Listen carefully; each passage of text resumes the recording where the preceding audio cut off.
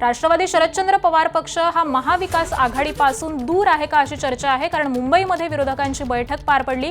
काँग्रेस आणि ठाकरेंच्या शिवसेनेचे नेते या बैठकीमध्ये उपस्थित होते, मात्र शरदचंद्र पवार पक्षाचा एकही नेता हा अद्यापही या बैठकीसाठी उपस्थित नाही आणि त्यामुळे राष्ट्रवादी शरदचंद्र पवार पक्ष हा महाविकास आघाडीपासून दूर आहे का अशी चर्चा सध्या आहे। मुंबईतील शिवालयामध्ये विरोधकांची बैठक संपन्न झाली आणि या बैठकीला काँग्रेसचे विजय वडेट्टीवार, सतीश पाटील, अमीन पटेल हे उपस्थित आहेत, तर ठाकरेंच्या शिवसेनेकडून आदित्य ठाकरे, भास्कर जाधव, अजय चौधरी, अनिल परब हे उपस्थित आहेत। उपस्थित सर्व पत्रकार बांधवांनो, भगिनीनो, आपणा सर्वांना माहिती आहे की उद्यापासून अर्थसंकल्पीय अधिवेशन हे आपल्या महाराष्ट्र राज्याचं सुरू होणार आहे आणि या अर्थसंकल्पाच्या पूर्वसंध्येला विरोधी पक्षाच्या वतीनं आपणा सर्वांशी संवाद साधण्याची ही कायमस्वरूपीच प्रथा आहे आणि त्या प्रथेप्रमाणे आपल्या सर्वांच्या बरोबर संवाद साधण्याकरता म्हणून या ठिकाणी उपस्थित असलेले काँग्रेस पक्षाचे ज्येष्ठ नेते, माजी मंत्री विजयराव वडेट्टीवार, आमच्या पक्षाचे शिवसेना उद्धव बाळासाहेब ठाकरे पक्षाचे विधिमंडळ नेते आणि माजी मंत्री आदित्यजी ठाकरे, त्याचबरोबर काँग्रेस पक्षाचे विधान परिषदेतील वरिष्ठ नेते सन्मान्य बंटीजी पाटील, शिवसेना उद्धव बाळासाहेब ठाकरे पक्षाचे वरिष्ठ नेते आणि माजी मंत्री अनिल भाऊ परब, काँग्रेस पक्षाचे नेते अमीनभाई पटेल आणि आपल्या सर्वांच्या मनामध्ये प्रश्न असेल की आमचा महाविकास आघाडीचा तिसरा मित्रपक्ष कुठे आहे। लवकरच ते या ठिकाणी आपली पत्रकार परिषद संपण्यापूर्वी ते या ठिकाणी दाखल होतील। थोडंसं कामांमुळं आणि थोडासा कम्युनिकेशन गॅप झाल्यामुळं त्यांना थोडा पोहोचण्याकरता वेळ होतोय, परंतु आम्ही सगळे एकत्रच आहोत हे सुरुवातीलाच या ठिकाणी सांगून टाकतो।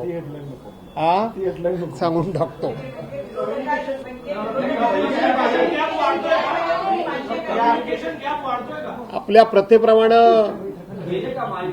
प्रश्नोत्तरही नंतर, प्रश्नोत्तर अगोदर नाही। असं आहे की आम्हा सर्वांना चहापानाकरता वैयक्तिकरित्या माननीय मुख्यमंत्री महोदयांचं पत्र आलेलं आहे, परंतु आम्ही त्या पत्रानुरूप त्यांच्या चहापानाला जाणार नाही आहोत। याचा अर्थ ही नेहमीचीच प्रथा पडली असं आपल्याला वाटत असेल तर तसं अजिबात नाही। मुळामध्ये सत्ताधारी पक्ष म्हणून सत्ताधारी पक्षाचं वर्तन हे सभ्यतेचं असावं लागतं, लोकशाहीचा सन्मान करणारं आणि आपल्या देशाची जी राज्यघटना आहे, डॉक्टर बाबासाहेब आंबेडकरांनी लिहिलेलं संविधान आहे, त्या संविधानाचा सन्मान करणारं अशा पद्धतीचं वर्तन, अशा प्रकारची सभ्य वागणूक ही सत्ताधारी पक्षाची असावी लागते। परंतु प्रचंड बहुमत मिळाल्यामुळं सत्ताधारी पक्ष हा मस्तीमध्ये आहे, एक प्रकारचा माज आल्यासारखा सत्ताधारी पक्षाचं वर्तन आहे। सत्ताधारी पक्षाचं वर्तन असल्यामुळं खरं तर आम्ही हा चहा हा त्यांचा प्यायला जात नसतो, तर तो सरकारी तिजोरीतल्या पैशानं मिळालेल्या चहा प्यायला आम्ही जात असतो। परंतु सत्ताधारी पक्षाचं वर्तनच असं आहे की त्या ठिकाणी विरोधी पक्षाचा मान सन्मान राखणं, लोकशाहीमध्ये सत्ताधारी पक्ष आणि विरोधी पक्ष ही दोन्ही लोकशाहीला अभिप्रेत असलेली अंग आहेत आणि लोकशाही मार्गानं निर्माण झालेली ही सत्ताधारी आणि विरोधी पक्ष अशी दोन्ही अंग आहेत। परंतु प्रचंड बहुमत मिळाल्यामुळं, पाशवी बहुमत मिळाल्यामुळं सत्ताधारी पक्षाचं वर्तन, मी मगाचपासून तेच सांगतोय की सभ्यतेचं राहिलेलं नाही आणि म्हणून जिथं मान सन्मान नाही, जिथं सभ्यता नाही, जिथे लोकशाहीचा सन्मान नाही, जिथे घटनेबद्दल आदर नाही अशा ठिकाणी आम्ही चहापानाला जाणार नाही, हे सुरुवातीलाच आम्ही या ठिकाणी सांगून टाकतो. अर्थात त्याचबरोबर दुसरी जी कारणं आहेत ते आपल्या सर्वांना माहिती आहे की आपल्या राज्याचे एक अत्यंत कर्तबगार आणि तडफदार उपमुख्यमंत्री माननीय अजितदादा पवार यांचा अपघात झाला की तो घातपात झाला, अशी संपूर्ण महाराष्ट्राच्या मनामध्ये निश्चितपणे ठाम अशी एक शंका आहे की हा अपघात आहे की घातपात आहे. याबद्दल सरकारची जी भूमिका आहे ती अत्यंत संदिग्ध आहे. सरकार यावर कुठेही स्पष्ट नाही. त्यामुळं अशा एका महाराष्ट्राच्या जबाबदार नेत्याचं घात की अपघात अशा पद्धतीची चर्चा जेव्हा असते त्यामुळं आम्ही त्या ठिकाणी चहापानाला जायचं नाही अशा प्रकारचा निर्णय केलेला आहे. त्याचबरोबर शेतकऱ्यांची प्रचंड अशी आत्महत्या होत आहेत. या आत्महत्या थांबायला काही तयार नाही. आपल्याला आठवत असेल सभागृहामध्ये माननीय मुख्यमंत्री महोदयांनीच वीज दर हे आम्ही कमी करणार म्हणून सांगितलं. त्याचबरोबर आम्ही जे डिजिटल मीटर आहेत घरगुती वगैरे हे आम्ही जबरदस्तीनं लावणार नाही. आणि 4 दिवसापूर्वीच मी माननीय मुख्यमंत्री महोदयांचं स्टेटमेंट ऐकलं की संपूर्ण देशामध्ये हे अशा पद्धतीचे अदानीचे डिजिटल मीटर लावणारं हे देशातलं पहिलं 1 नंबरचं राज्य आहे म्हणून वरती छाती बडवतात. अशा पद्धतीच्या दुहेरी वागणाऱ्या लोकांच्या चहापानाला जायचं नाही. पीक विमा 1 रुपयाचा पीक विमा दिला म्हणून अख्ख्या सगळीकडे आपली पाठ थोपटून घेतली आणि आपण बघितलं असाल की जवळजवळ शेतकऱ्यांकडून 12,000 कोटी रुपये गोळा केले, पण शेतकऱ्याला मात्र 1 रुपयाचा पीक विमा मिळाला नाही. आणि आता ती सरकारनीच योजना बंद केलेली आहे. सोलर लाईटच्या संदर्भामध्ये सुद्धा सरकारने खूप मोठा गाजावाजा केला, परंतु आपण बघितलं असाल की जवळजवळ 12,000 कोटी रुपयाचा भ्रष्टाचार सरकारच्या या सोलर लाईट प्रकल्पामध्ये या ठिकाणी आपल्या सर्वांच्या समोर आलाय. आणि म्हणून अशा सरकारच्या चहापानाला जाण्यामध्ये आम्हाला काही स्वारस्य वाटत नाही. माझ्यानंतर माझे सहकारी या ठिकाणी बोलणार असल्यामुळे मी या ठिकाणी जास्त बोलणार नाहीये. परंतु या राज्याचा संपूर्णपणे कायदा सुव्यवस्था या सगळ्या गोष्टीचा बोजवारा उडालेला आहे. हे राज्य आता जवळजवळ उडता पंजाब होतंय की काय अशी भीती वाटायला लागली आहे. कारण ड्रग्ज या राज्यामध्ये प्रचंड प्रमाणामध्ये विकलायत आणि त्या घटना त्या ठिकाणी आपण बघतोय. एका जबाबदार मंत्र्याच्या जिल्ह्यामध्ये तालुक्यामध्ये ड्रग्ज फॅक्टरी मिळाली, चर्चा झाली संपूर्ण महाराष्ट्रामध्ये, परंतु कुठल्याही प्रकारची कारवाई झालेली नाही. अशा सरकारच्या चहापानाला आम्ही जावं का हा विचार आम्ही करतोय. आमच्या एका सहकाऱ्यांनी खूप चांगलं सांगितलं की एका बाजूला आम्हाला चहा पाजायचा आणि ह्या देशाची भावी तरुण पिढी ज्यांच्या खांद्यावर ह्या देशाचं उद्याचं नेतृत्व आहे तिला मात्र तुम्ही ड्रग पाजायचा. अशा पद्धतीचा हा विरोधाभास असल्यामुळं आम्ही त्या ठिकाणी जाणार नाही. आपण पाहतो आहोत की राज्याचे मुख्यमंत्री आज गृहमंत्री आहेत, पण त्यांच्याच नागपूरमध्ये अतिशय सगळ्यात वाईट दुर्घटना जर जास्त घडत असतील तर त्यांच्याच नागपूरमध्ये घडत आहेत. त्यामुळं या ठिकाणी त्यांच्या चहापानाला जायचं आमची इच्छा नाही. नुकताच भारत सरकारनं अमेरिकेबरोबर करार जो केला तो पूर्णपणे शेतकरी विरोधी आहे, पूर्णपणे मासेमारी व्यवसाय करणाऱ्या लोकांच्या विरोधात आहे, पूर्णपणे कापूस उत्पादकाच्या शेतकऱ्याच्या विरोधात आहे. आणि अशा विरोधात असलेल्या सरकारच्या चहापानाला आम्ही जावं का तर नाही, हाच आम्हाला उत्तर मिळतं. आज सरकारमध्येच असलेल्या मंत्र्यांच्या दालनामध्ये या ठिकाणी अँटी करप्शनचे लोक धाड घालतात. अँटी करप्शनचे लोक सरकारी दालनामध्ये सरकारच्या मंत्रालयामध्ये एक दालन सील करतात. याचा अर्थ हे सरकार किती भ्रष्टाचाराच्या दलदलीमध्ये गुंतलेलं आहे, किती रुतलेलं आहे याचं आणखीन काय उदाहरण फार द्यायची आवश्यकता नाही. द्यायचं झालं तर संजय शिरसाटांचं द्यावं लागेल, द्यायचं झालं तर भरत गोगावल्यांचं सुद्धा द्यावं लागेल, द्यायचं झालं तर अन्य अनेक मंत्र्यांचं उद्घाटन या ठिकाणी द्यावं लागलं. द्यावं लागलं तर योगेश कदमांचं सुद्धा द्यावं लागेल. 30 वर्ष स्वतः वडील गृहराज्यमंत्री, मंत्री स्वतः विद्यमान गृहराज्यमंत्री आणि त्यांच्या बारवर डान्स त्या ठिकाणी रेड पडते आणि तिथं महिला नाचतात. अशा मंत्र्यांच्या बरोबरीनं चहा प्यायला जाणं हे आम्हाला काही योग्य वाटत नाही म्हणून आम्ही या ठिकाणी जाणार नाही आहोत. त्याचबरोबर आज आपण बघितलं असेल तर शेतकऱ्यांना कर्जमाफी देतो म्हणून सांगितलं, पण अद्यापपर्यंत कर्जमाफीचं नाव नाही.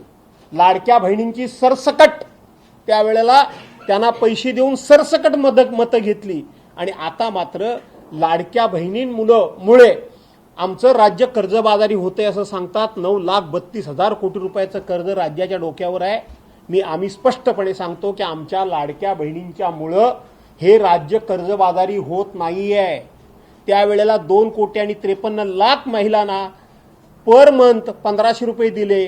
आता त्यातल्या 57 लाख महिला वेगवेगळी कारणं काढून कमी केलेली आहेत. काही महिलांनी केवायसी केली नाही म्हणून 31 मार्चपर्यंत मुदतवाढ दिली म्हणून सांगितली, पण त्यांना महिना मिळणारे 1,500 रुपये पूर्णपणे बंद करण्याचं काम या सरकारने केलेलं आहे. त्यामुळं या सरकारच्या चहापानाला जाण्यामध्ये तथ्य नाही आणि त्याच्याही उपर हे सरकार किती मस्तीत आहे बघितलं असाल. आपण विधानसभेच्या आत्तापर्यंत झालेले अध्यक्ष आणि झालेले विधान परिषदेचे सभापती, इतके वर्षाच्या आमच्या सगळ्यांच्या अनुभवामध्ये सभापती किंवा अध्यक्ष कुठल्याही पक्षीय कार्यक्रमाला गेल्याचे आम्ही कधी पाहिले नाही. संकेतच मुळात असे आहेत की ज्या दिवशी ते सभापती किंवा अध्यक्ष होतात त्या दिवशी जरी ते पक्षाचे असले तरी ते पक्षाचे राहत नाहीत. त्यांचं वागणं, त्यांचं वर्तन, त्यांची कार्यपद्धती ही निपक्षपाती असली पाहिजे. परंतु आताचे विधानसभेचे अध्यक्ष तुम्ही बघितलं असाल, निवडणूक निर्णय अधिकाऱ्याच्या कार्यालयामध्ये जातात, गळ्यामध्ये पक्षाचा पटका टाकतात आणि खुलेआमपणे सांगतात की ह्या समोरच्या बसलेल्या माणसाची सिक्युरिटी काढून घ्या. कुणी अधिकार दिलाय ह्यांना? आणि ती सिक्युरिटी काढून घेण्याचं काम ते करतात. खुलेआमपणे पटका घालून ते प्रचार करतात, खुलेआमपणे ते पटका घालून मिरवणुकीमध्ये सामील होतात. आणि त्याचबरोबर अलिबागचं जमीन प्रकरण मी भांडणं सोडवायला गेलो म्हणून सांगतात. खरं ते भांडणं सोडवायला गेले होते की भांडणं लावायला गेले होते? खरं ते गरिबाची जमीन गरिबाला ताब्यात द्यायला गेले होते की जमीन हडप करायला गेले होते? याचा शोध सरकार घेणार नाही. कारण माहिती आहे आम्हाला हे सरकार हे प्रत्येकाला गुन्हे करायला लावतं आणि त्यांना क्लीन चिट देणारं हे सरकार आहे. अशा या सरकारच्या पंक्तीला जावं, अशा ह्या सरकारच्या मांडीला मांडी लावून बसावं. जे सरकार घटना मानत नाही, जे सरकार संविधान मानत नाही, जे सरकार संविधानिक पदांना महत्त्व देत नाही, जे सरकार या लोकशाहीमध्ये विरोधी पक्ष हा संख्येनं मोठा आहे की लहान आहे पण त्याचा मान सन्मान राखला पाहिजे याचं त्यांना भान राहत नाही, अशा लोकांच्या बरोबर जाऊन चहापाणी आम्ही करायचं नाही हा आमचा निर्णय केलेला असल्यामुळं आम्ही संध्याकाळच्या चहापानावर लोकांकरता, जनतेकरता, कामगारांकरता, विद्यांकरता, महिलांकरता, आमच्या बेकार रोजगार करता आम्ही त्यांच्या चहापानावर बहिष्कार टाकतो आहोत. बोला विजय. आजच्या प्रेसला उपस्थित सर्व मान्यवर आणि मित्र, महाराष्ट्र एक स्लोगन होतं की कुठे नेऊन ठेवलाय महाराष्ट्र माझा, आणि त्या भरोश्यावर त्यांनी सत्ता मिळवून शेषनागाच्या जसे पृथ्वी असं ते आख्यायिका आहे त्याप्रमाणे ही कुंडली मारून बसली. आयत्या बिळावर नागोबा सारखी सगळी परिस्थिती आहे. महाराष्ट्र कुठे आहे आज? महाराष्ट्रातला शेतकरी कुठे आहे? महाराष्ट्रातला बेरोजगार कुठे आहे? महाराष्ट्रातली गुंतवणूक कुठे आहे?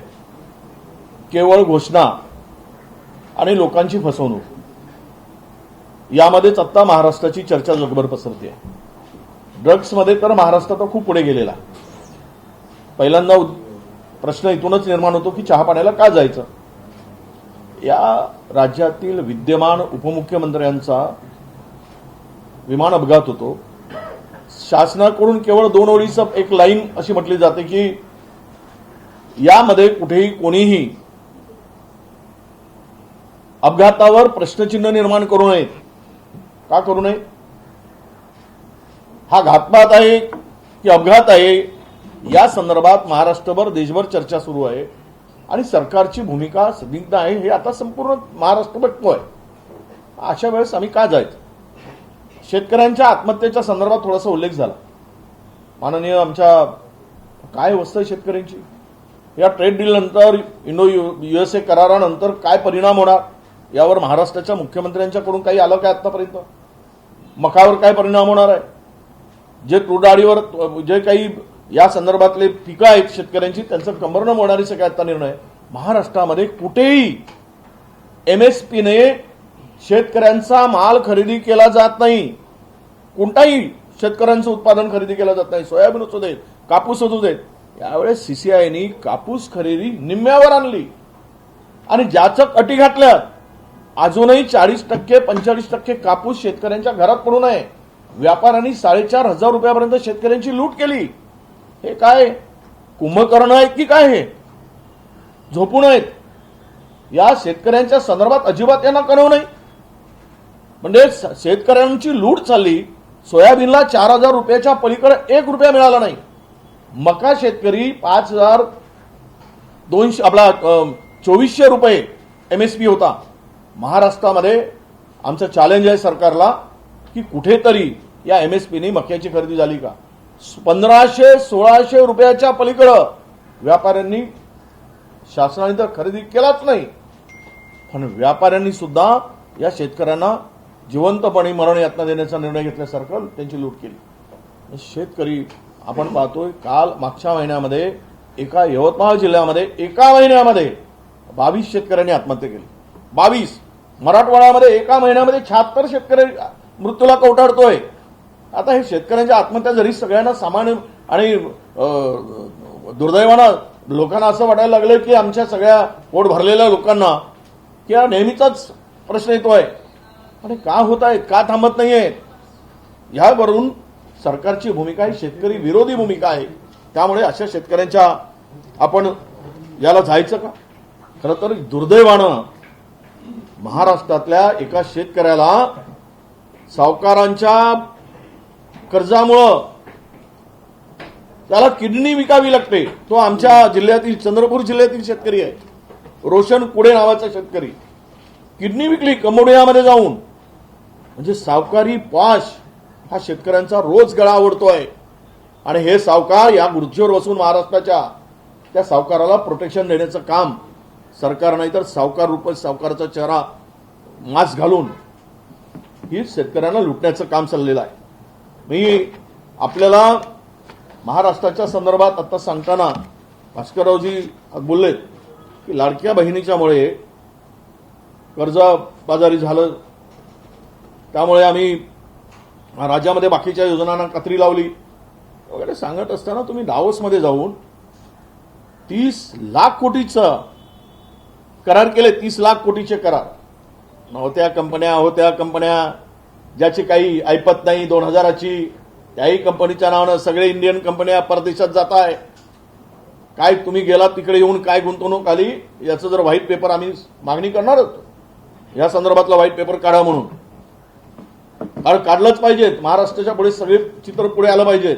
एवढं जर होत असेल तर मग महाराष्ट्रातील या आमच्या लाडक्या बहिणींना 1,500च्या ठिकाणी 3,000 का देत नाही? एवढी मोठी गुंतवणूक येत आहे तर. आणि लाडक्या बहिणीच्या नावाने देताय 1,500 आणि कर्जबाजारी झालंय म्हणून तुमचे मंत्री सांगतात कर्जाच्या विळख्यात महाराष्ट्र सापडलाय म्हणून.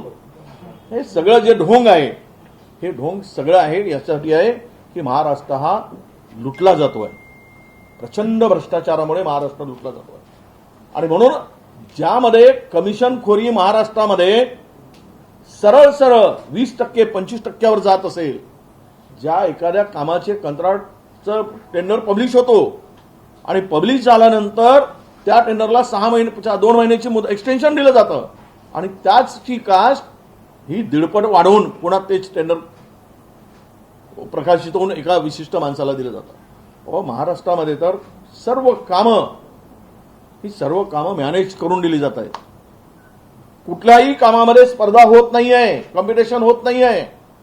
सर्व कमिशन घेतले की कामं वाटले जातात. बोट ठेवेल त्याला जो अधिकचं कमिशन देईल त्याला ते काम मिळतं. बोली लागली नाही महाराष्ट्रामध्ये. बोली जे लिलाव होतो तशा प्रकारची लिलाव चाललाय की हे काम पाहावं असेल मग तू 15% देतो काय? चल बोल तू किती देतो? 20%. चल 22%. 22% फायनल तुला काम मिळालं. अशी ही पद्धत महाराष्ट्रात कधी पाहिली? एवढी लूट महाराष्ट्रामध्ये कधी पाहिली? आणि म्हणून हे महाराष्ट्र आज कर्जबाजारी झालेला आहे. महाराष्ट्रातील कर्जाच्या विळख्यात सापडण्याचं मुख्य कारण आपल्याला हे दिसत आहे. तरुणी कोण सुरक्षित आहेत महाराष्ट्रामध्ये? काय या चहा पाण्यावर जायचं यांचं? कशाला तोंड बघायला जायचं? छोट्या छोट्या बालिकेवर अत्याचार झालेली किती प्रकरण आहे. बदलापूरच्या मध्ये तर खुद्द 6 आरोपीला त्यांनी स्वीकृत सदस्य करायचं होतं. अरे थोडी तरी लाज ठेवा, जनाची नाही तर मनाची तरी. आपण काय करतो, छोट्या मुलींच्या लैंगिक शोषणामध्ये असलेल्या 6 आरोपीला तुम्ही त्याला स्वीकृत सदस्य करताय, नगरसेवक करताय.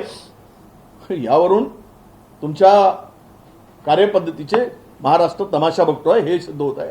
अशांच्या चहा पाण्याला आपण जायचं का, हा खरा प्रश्न आहे. पेपरफुटीचे प्रकरण तर आता रोजचेच झाले, त्यामुळे अधिक बोलण्याची गरज नाही.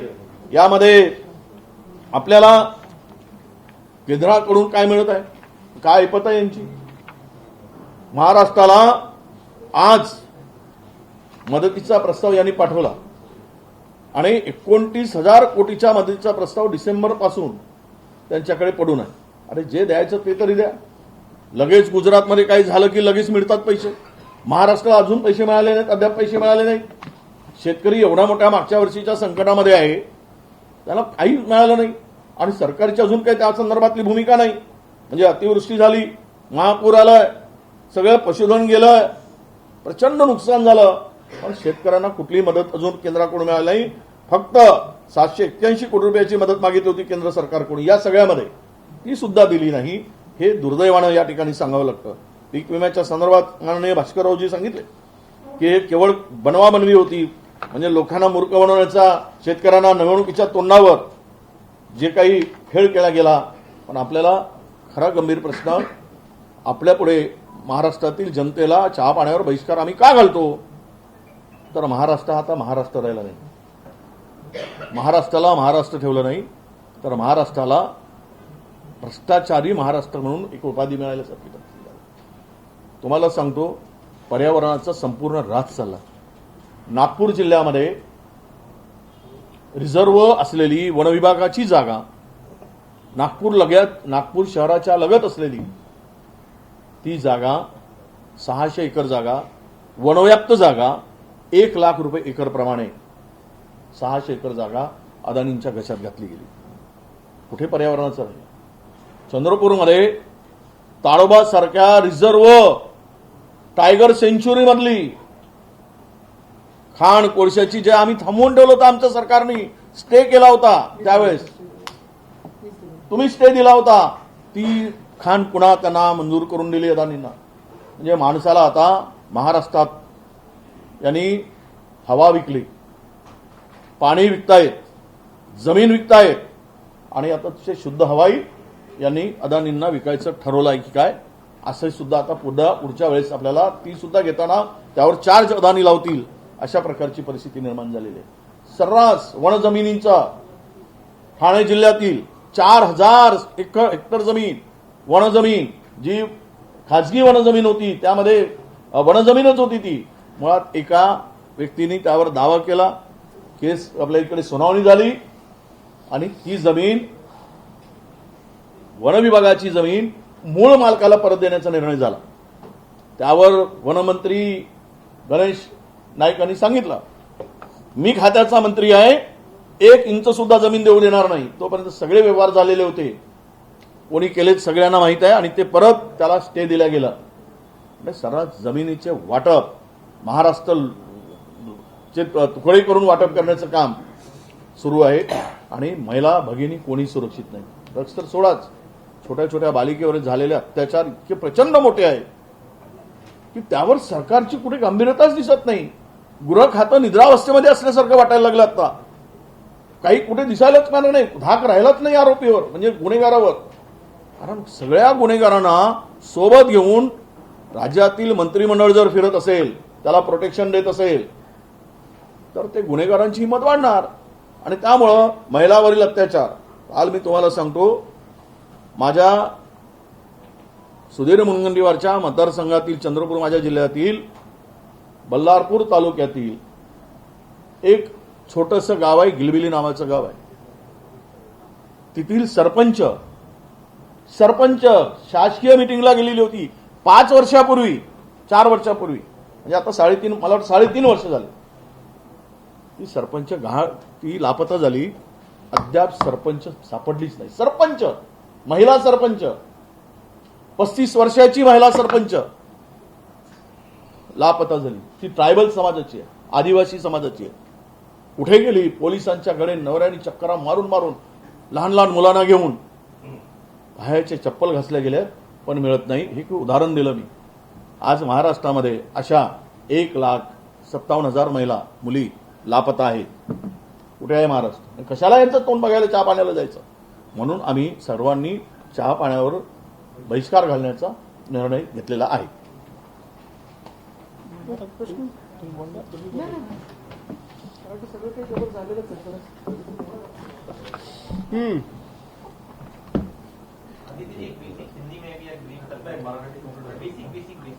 दोनों का संक्षिप्त में हिंदी में सरकार काही पत्र लिहिले का त्या संदर्भात? कोणाला? पत्र आता संध्याकाळी जाईल. पत्र दिलंय का? जाणार कारण तुमच्या गेल्या आदेशात तुम्ही जे पत्र दिलं त्याच्यावरती त्यांनी खूप खिल्ली उडवली होती. यावेळेस पत्र देण्याचं नियोजन आहे का? पत्रातला मजकूर वाचा म्हणून स्पेलिंग बदल्यापेक्षा काय झालंय त्यांनी बोला. नाही, खिल्ली उडवण्याचं जे बोलताना आपण सगळं काही गमती जमतीतच चाललेलं आहे. आपण जर एकंदर राज्य पाहिलं तर आता जसं दोन्ही सन्माननीय नेत्यांनी सांगितलेलं आहे, जसं ग्रामीण भागात आणि शहरी भागात तुम्ही मला एक तरी महाराष्ट्रात असा जिल्हा दाखवा जो खऱ्या अर्थाने सुजलाम सुफलाम आहे. आज जर आपण पाहिलं तर जसं शेतकरी आत्महत्यांचा विषय आहे, पीक विम्याचा विषय आहे, जे काही नुकसान गेल्या 4 वर्षात झालं असेल, 1 रुपया तरी शेतकऱ्यांना मदत मिळाली आहे का?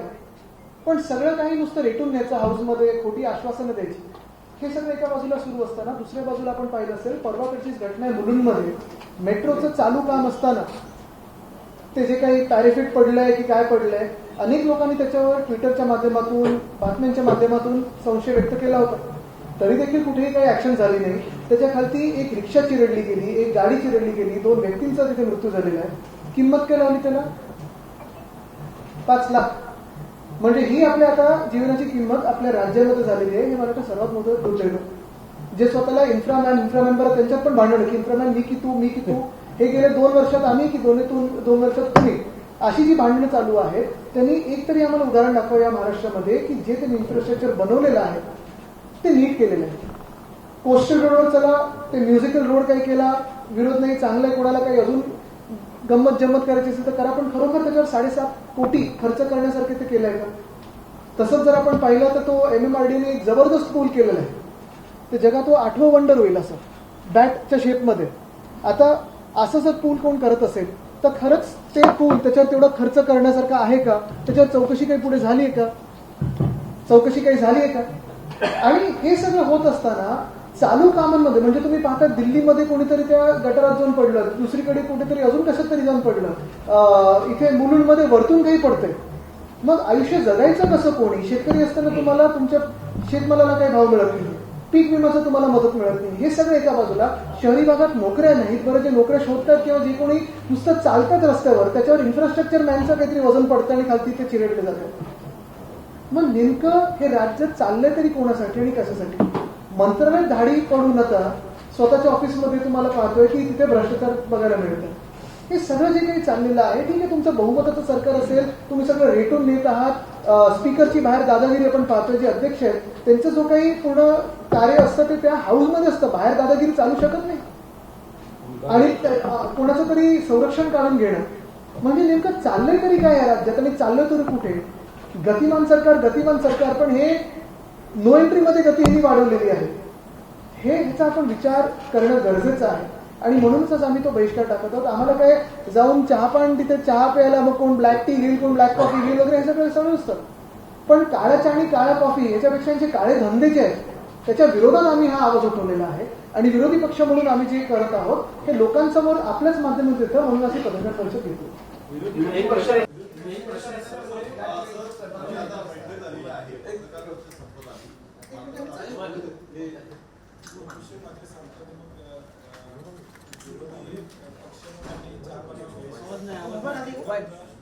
सांगितलेले आहेत. त्यातलं दुसरं एक कारण आहे बेरोजगारी. महाराष्ट्र राज्याचा जो आर्थिक इकॉनॉमिक सर्व्हे आलेला 2025चा, त्यामध्ये 70 लाख युवक आणि युवतींनी बेरोजगार म्हणून नोंद ऑनलाईन रजिस्टरमध्ये घेतली. म्हणजे बेरोजगारी किती या राज्यामध्ये वाढलेली आहे हे चित्र या ठिकाणी स्पष्टपणे त्या ठिकाणी बांगलादेश तर आता हे नोंद झालेले आहे. त्याचबरोबर शक्तीपीठ महामार्ग जो गरज नसलेला महामार्ग 86,000 कोटीची व्हॅल्यू आज 1,02,000 कोटीवर या ठिकाणी गेलेला आहे. अजून काहीच होत नाही. परभणीपासून 12 जिल्ह्यामध्ये या शक्तीपीठ महामार्गाला विरोध आहे. गरज नसलेला हा महामार्ग आहे. त्याच्या संदर्भात सर्व शेतकऱ्यांनी भूमिका घेतलेली आहे, परंतु शासन त्याच्या संदर्भात कुठलाही विचार या ठिकाणी करताना प्रामुख्यानं दिसत नाही. अशा सगळे विषय आहेत की जे महाराष्ट्राला हिताचे नाहीत, महाराष्ट्र विरोधी विषय या सरकारच्या माध्यमातून या ठिकाणी चालू आहे. आज झिरवळांच्या ऑफिसवर या ठिकाणी अँटी करप्शनची रेड होती. तर मी सुद्धा सांभाळलेला आहे. मुख्यमंत्र्यांच्या कानावर घातल्याशिवाय एसीबी मंत्रालयात पाऊल टाकणार नाही. नाहीतर मग एसीबी एवढी स्वतंत्र झाली असेल तर मी एसीबीचा जाऊन सत्कार करणार. म्हणजे अँटी करप्शन ब्युरो एवढी जर सक्षम झाली असेल या राज्यात तर आम्ही विरोधी पक्ष जाऊन त्यांचा सत्कार करणार आहोत की स्वतंत्रपणे ते या राज्यामध्ये निर्णय घेऊ शकतात. मंत्रालय महाराष्ट्रातल्या तमाम 13 कोटी जनतेचं प्रतिनिधित्व करतं. त्या मंत्रालयात एसीबी या ठिकाणी धाड घालते. हे वरचं अप्रुव्हल असल्याशिवाय नाही.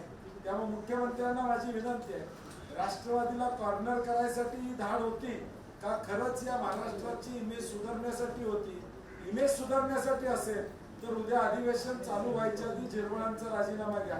नुसती पीएची बदली करून त्या ठिकाणी चालणार नाही. एक रेष ओढली की 1,00,000 रुपये, फुलस्टॉप लावला की 50,000 रुपये, अशी सांकेतिक भाषा ही जी या भ्रष्टाचारात वापरली गेली, ह्या सगळ्या मुद्द्याला या ठिकाणी आम्ही विरोध म्हणून या जापनावर बहिष्कार.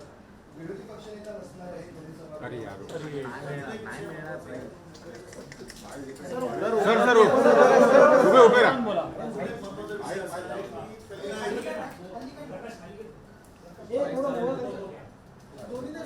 माझा आवाज कलिना येथील 8 एकर जमीन जी हवामान खात्याची होती ती जमीन अदानीने दिली गेली आणि त्या जमिनीच्या बदल्यात पनवेलला आता कार्यालय उघडलं. आपल्याला माहिती आहे की हवामान खात्याचा अंदाज कुलाबा आणि सांताक्रूज या 2 ठिकाणाहून मुंबई शहराला उपलब्ध होतो. आता कुलाब्याची जे आपलं आहे सेंटर ते चालू आहे, पण उपनगरासाठी जे सेंटर होतं ते आता पनवेलला नेलेलं आहे. त्यामुळे उपनगराला आता हवामान खात्याचा अंदाज कसा मिळेल आणि ही 8 एकर जमीन अदानींना का दिली याबद्दल देखील फार मोठा भ्रष्टाचार आहे. हा देखील मुद्दा या अधिवेशनामध्ये आहे. अनेक भ्रष्टाचार तुम्ही सांगितलेले बहुतेक ठिकाणी भ्रष्टाचार नसल्यामुळे याला आवाज. त्याच्यासाठी आमचा पहिला मुद्दा हाच आहे आणि गेले 2 अधिवेशन आम्ही मागत आहोत की एवढं बहुमताचं सरकार असताना विरोधी पक्ष नेत्याची एवढी भीती का असावी भाजपला, हा प्रश्न आहेच. आणि म्हणून वरच्या अवस्थेत खायचं म्हणजे विधान परिषद आणि विधानसभेत दोन्हीकडे आमच्या जी मागणी केलेली आहे त्याला त्यांनी इतर उत्तर द्यावं किंवा दाद द्यावं. नाही, पण या विषयावर सरकार काही कायदा करणार अशी विरोधी पक्षाची माहिती आहे. अजून तरी आमच्या आवश्यक आलेलं नाही. एक ठराविक संख्याबळ असावं निवडून आलेल्या आमदारांचं. तुमची एवढी संख्याबळ असताना एका विरोधी पक्ष नेत्यापदाला का घाबरता तुम्ही? जेवढं संख्याबळ आहे ना बहुमताचं. नाही, एक स्पेसिफिक प्रश्न आहे. या अधिवेशनात सरकार विरोधी पक्ष नेतेपदाबाबत काही नवा कायदा आणण्याच्या तयारीत आहे का? आवश्यक संख्याबळ असणं आमदारांचं अशी काही विरोधी पक्षाकडे माहिती आहे का? ऐका, ह्याचं उत्तर हेच आहे की विधेयक आणणं की न आणणं हे त्यांचं काम असतं.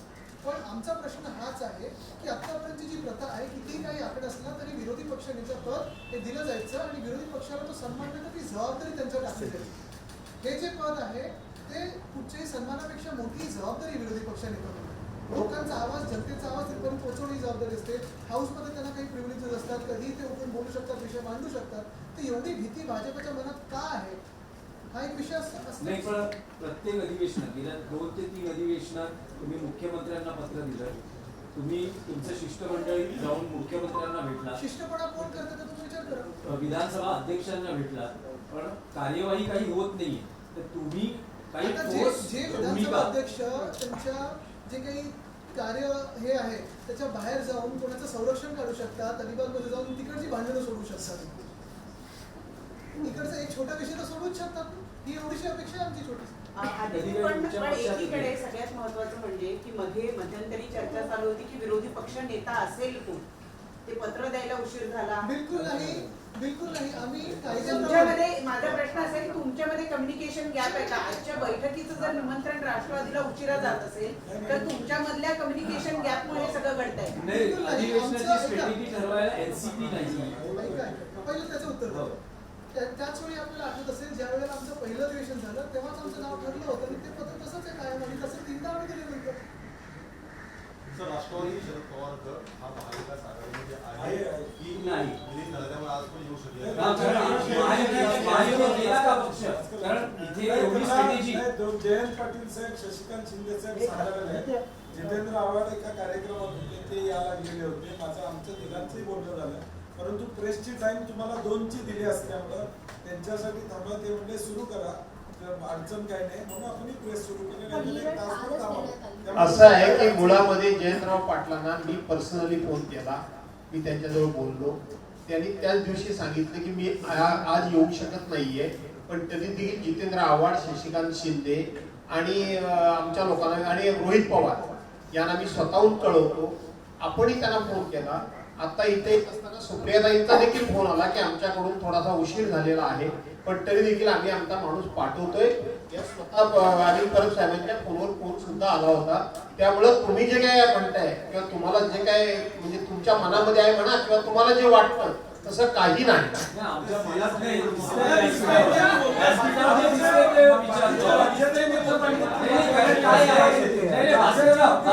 एक विषय असा आहे की दोन्ही राष्ट्रवादी काँग्रेसचं विलिनीकरण होणार आहे आणि त्यानंतर असं आहे की हा आमचा विषय नाही. आमचा विषय हा आहे की चहापानावर आम्ही तिन्ही पक्ष टाकतो. हा आमचा आता विषय आहे. नाही भास्करराव, दोन्ही एनसीपीचं विलिनीकरण होणार आहे आणि त्यानंतर कदाचित एनसीपी एनडीए बरोबर जाऊ शकते, महायुतीत जाऊ शकते, म्हणून आम्ही तुम्हाला हे विचारतो. हा आमचा विषयच नाही. आजचा आमचा विषय चहापानावर बहिष्कार आम्ही का टाकतो. चला, तुमचा हा विषय नसेल तर आणखी एक महत्वाचा विषय आहे की पुणे मुंडवा जमीन घोटाळ्या प्रकरणात यंदा तरी विरोधी पक्ष अधिवेशनात काही अजेंड्यावर हा विषय घेणार आहे का? कारण गेल्या अधिवेशनात विरोधी पक्षाच्या अजेंड्यावर हा विषय नव्हता. मला प्रश्न पूर्ण करू द्या.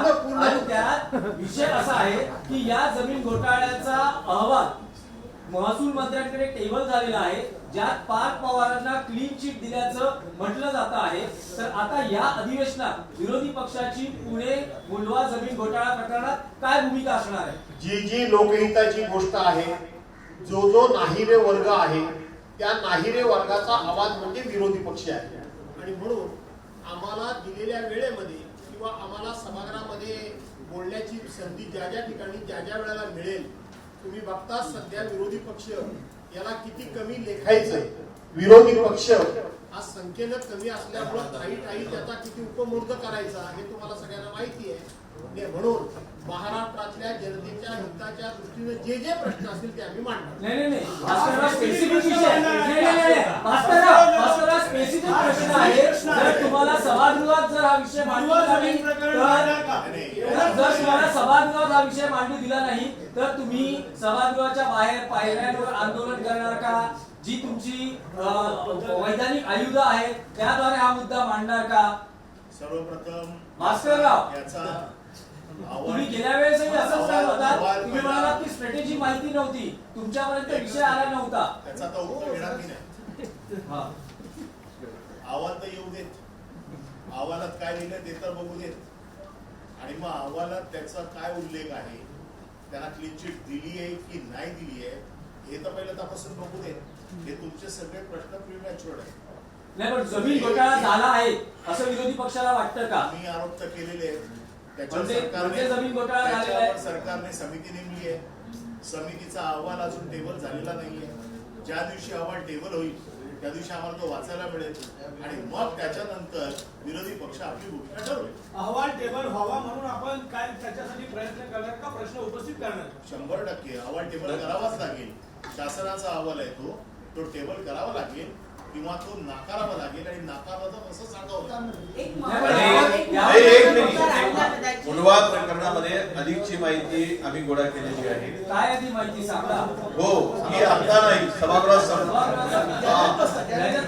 गॅलरीत बसल्यावर तुम्हाला वेळ मिळणार नाही साहेब. नाही जर वेळ मिळाली नाही वेळ मिळाली नाही तर अधिवेशन काळामध्ये आपण बाहेर सांगू.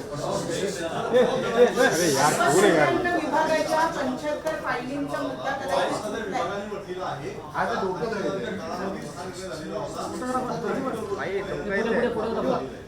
बघा, ज्या तारखेमध्ये ते अपलोड झाले ना, सकाळची घटना होती, 11:30च्या दरम्यान घोषित सुट्टी घोषित केली होती.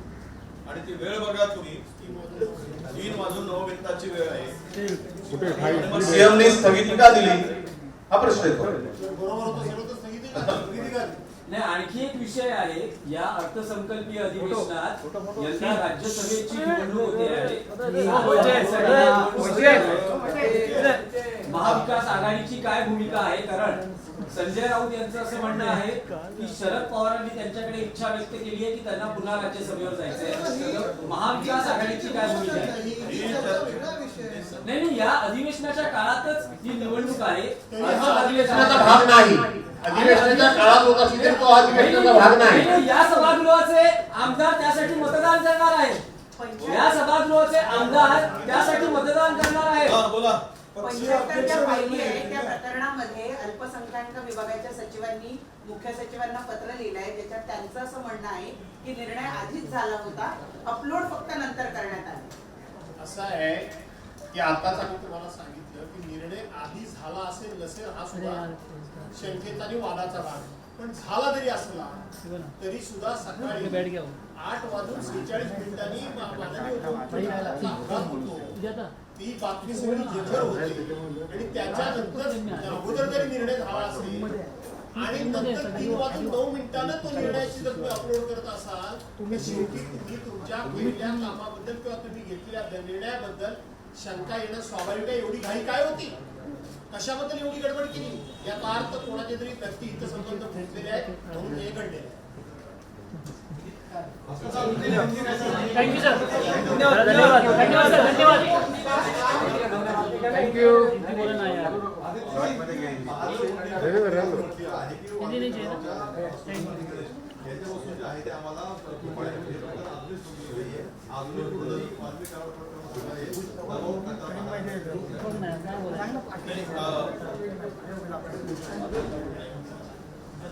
खरं तर महादेव मुंडेच्या मुलांना सुद्धा मारत आहे, 2 मुलांना. आणि काल देशमुखांनी असं सांगितलं की तो आरोपी कृष्ण आहे तो त्या गावाला 2-3दा येऊन गेलेला आहे. हे प्रकरण पाहिजे तेवढं सोडलं फार गंभीर आहे आणि सगळ्यांची माहिती आहे. आपण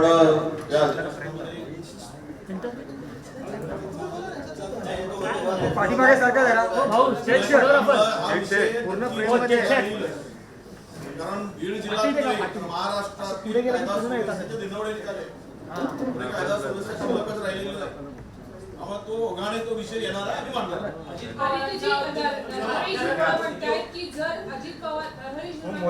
जर अजित पवार असते तर ते माझ्या पाठीशी खंबीरपणे उभे राहिले असते आणि हे बोलताना ते अतिशय भाऊक सुद्धा होताना दिसतात. विरोधी पक्ष यावरती आवाज उठवणार. असं आहे की अजितदादांचं नेतृत्व खंबीर होतं, कणखर होतं, निर्भीड होतं, निर्भय होतं. म्हणूनच त्यांना लवकर या ठिकाणी घात की अपघाताला सामोरं जावं लागलं का हा लोकांच्या दृष्टीने अत्यंत महत्वाचा प्रश्न आहे. राममोहन नायडू यांचा हात या सगळ्यामध्ये आहे अशा पद्धतीचा दावा जो आहे. राममोहन नायडू जे हवाई उड्डाण मंत्री आहेत केंद्रीय, चौकशी व्हावी. आमचं म्हणणं तेच आहे, या सगळ्या आरोपांची चौकशी व्हावी. धनंजय मुंडे आणि या पलीकडं अनेक लोकांच्या नेत्यांच्या डोळ्यातील भाव हा घात की अपघात हे दाखवत आहे. ते डोळे सांगतात कोणाची नजरात कोणी चोरल्या वगैरेच्या विषयी. Thank you sir. Thank you. Thank you sir. Thank you. Thank you sir. Thank you.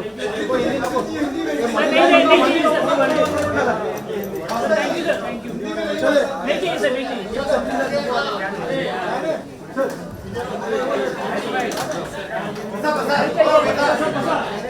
हे बाजूला. Thank you sir. Thank you sir. हे बाजूला वैभव खाली बस.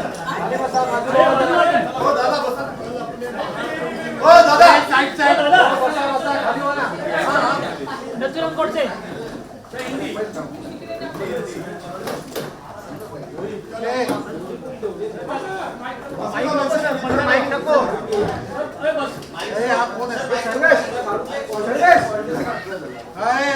अरे यार रेलमध्ये कुठे येतात कल अपने महाराष्ट्र विधिमंडल का अधिवेशन का बजट सेशन होने जा रहा है और बजट सेशन के पहले जो भी रूलिंग पार्टी होती है, सत्ताधारी पार्टी होती है, वो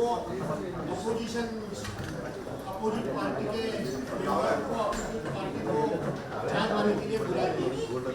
लेकिन हमने डिसाइड किया है, हमने डिसीजन लिया है कि हम कभी नहीं होगी इस सरकार के चाय पाने के कार्यक्रम पे हम नहीं जाएंगे। ये सरकार कायदा कानून लॉ एंड ऑर्डर सिचुएशन संभालने में टोटली नाकामयाब हो गई है, फेल हो गई है। रोज कहीं ना कहीं नाबालिग लड़कियों पे अत्याचार होते हैं, महिलाओं पे अत्याचार हो रहे हैं, महिलाओं को या तो लड़कियों को दूसरे स्टेट में यहाँ से भगा के लेके जाने का रोज का ग्राफ बढ़ता जा रहा है।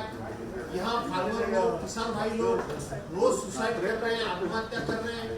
यहाँ पूर्ता पंजाब जैसा ड्रग्स बहुत बड़े तादाद पे, बड़े हिसाब से बड़े तादाद पे यहाँ ड्रग्स मिलने का रोज का सिलसिला चालू है। गवर्नमेंट रोज झूठ बोल रही है, नए नए वायदे कर रही है। गवर्नमेंट ने इस सरकार को पूरा कर्जा में डुबाया है। करीब 9,32,000 करोड़ रुपया का कर्जा ये गवर्नमेंट ने महाराष्ट्र की जनता के सर के ऊपर रखा है। और ये गवर्नमेंट झूठ बोल के ये जो लाडली बहना है, इस योजना के कारण हमारे सर पे कर्जा हुआ है। महाराष्ट्र सरकार कर्जे में डूबा है, लेकिन ये झूठ है। इन्होंने इतना भ्रष्टाचार किया है, इतना भ्रष्टाचार किया है, हर खाते में भ्रष्टाचार है। और वो भ्रष्टाचार अभी बाहर नहीं रहा, वो मंत्रालय तक आया। आपको जानकारी होगी कि मंत्रालय में एक मंत्री का दालन, एक मंत्री का ऑफिस, एंटी करप्शन के लोग, मतलब सरकारी एजेंसी होती है, वो सरकारी एजेंसी के लोगों ने वो दालन सील किया। इतना भ्रष्टाचार बढ़ गया है, इतनी भ्रष्टाचार की सीमाएं पार हो गई है। और इसीलिए ये जो सरकार है ये कुछ नहीं कर रही है, बस और बस अपने जो चमचा लोग हैं उनके हिस्से भर रही है, उनको पाल रही है, गुंडागर्दी कर रही है, स्कूल पे पेपर फूट या लीक हो रहे हैं। ऐसे बहुत सारे सरकार के पाप करने का काम हमारे सामने आया है। इसीलिए हमने हमारी महाविकास आघाड़ी गठबंधन की तरफ से ये सरकार के कोई भी चाय पानी के कार्य उनके जाने का नहीं, ये हमने डिसाइड किया है। बाकी यही बोलेंगे। अजीत पवार की मौत को लेकर भी संदेह है, आपने कहा कि सरकार की भूमिका जो है संदेहजनक। निश्चित रूप से अजीत पवार जी का जो प्लेन क्रैश हुआ है उसको लेकर बहुत सारे लोगों ने अपनी अपनी भूमिका रखी है और इस बारे में अपना संदेह जारी किया। हमें तो लगता है कि इसके पीछे बहुत उच्च स्तरीय चौकसी की मांग हमने भी की। और जिस तरह से जो ये घटना होने के बाद में, दुर्घटना होने के बाद में जो तथ्य सामने आ रहे हैं, उस बारे में सरकार की भूमिका पे भी संदिग्धता क्वेश्चन मार्क करता है। कोई क्लियर भूमिका नहीं है, उसको उल्टा इस मैटर को ठंडा करने की भूमिका सरकार की। तो इससे हम लोग व्यतीत है कि जो विद्यमान डेप्यूटी सीएम है जान जाने के बाद भी सरकार क्या सरकार को इस मामले को लेकर आगे चौकसी करना या नहीं करना है, किस तरह की चौकसी होनी चाहिए। ब्लैक बॉक्स के बारे में अभी तक उसके तथ्य सामने नहीं आ रहे। कोई कहता है कि जल गया है, कोई कहते हैं कि इसमें ये उसमें से कोई इंफॉर्मेशन नहीं निकल रही है। इस तरह की जो आगे आ रही है, इस सबको लेकर देखिए महाराष्ट्र आज कहाँ है। महाराष्ट्र में ना किसान सुरक्षित है, किसान महाराष्ट्र में आज सबसे ज्यादा हो रहा है। पिछले 1 महीने के अंदर में एक यवतमाल डिस्ट्रिक्ट है महाराष्ट्र का, उसमें 22 किसानों ने सुसाइड। किसान को एमएसपी नहीं मिल रही है, किसान का जो मुआवजा मिलना चाहिए केंद्र सरकार महाराष्ट्र की तरफ देख नहीं रही है, ना ये सेंट्रल गवर्नमेंट से कुछ कमी ला रही है।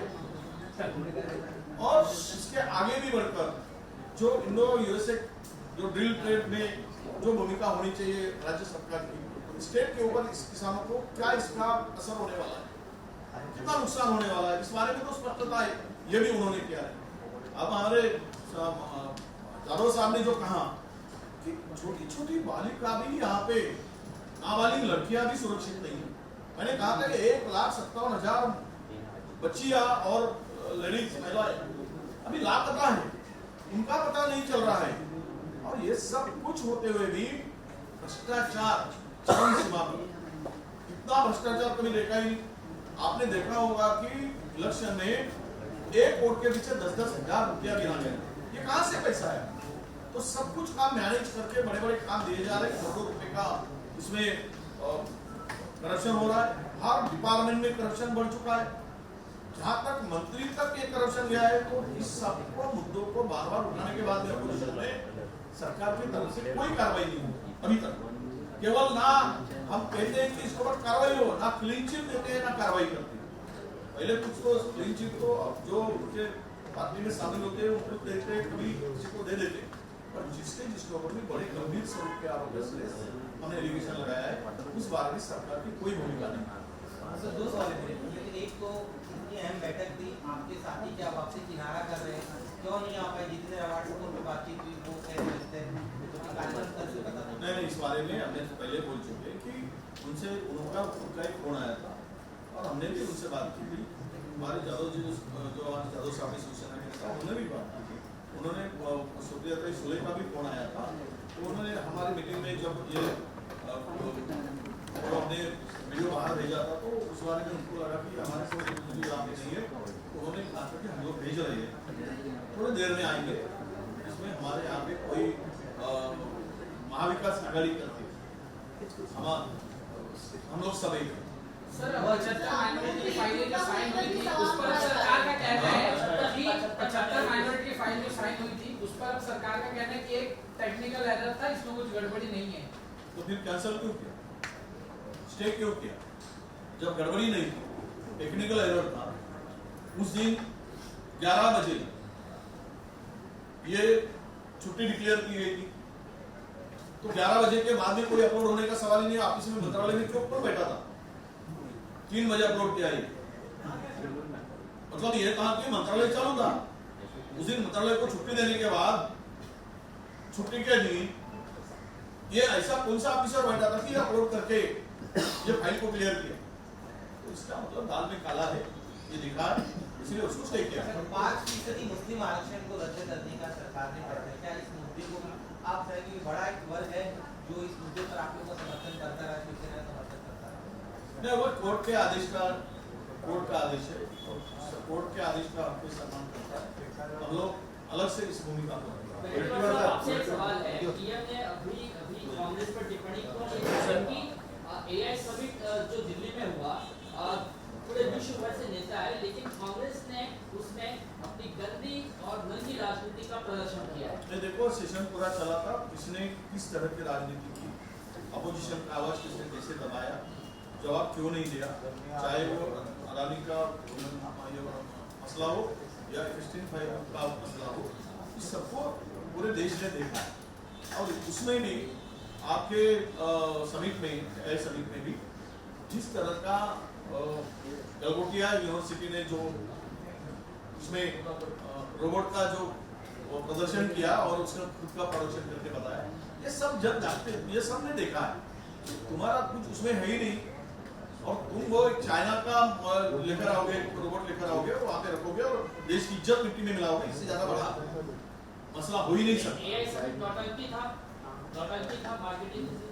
देखो, मैं उस बारे में नौटंकी क्या नहीं कहूंगा, पर ये दिखावा जरूर।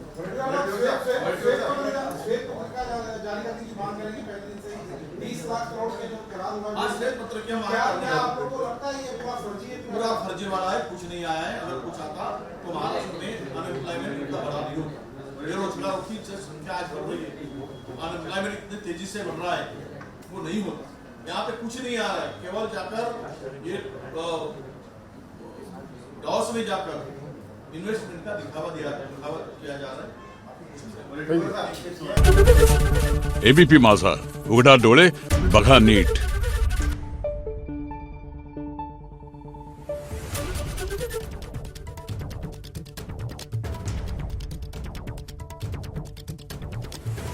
धन्यवाद.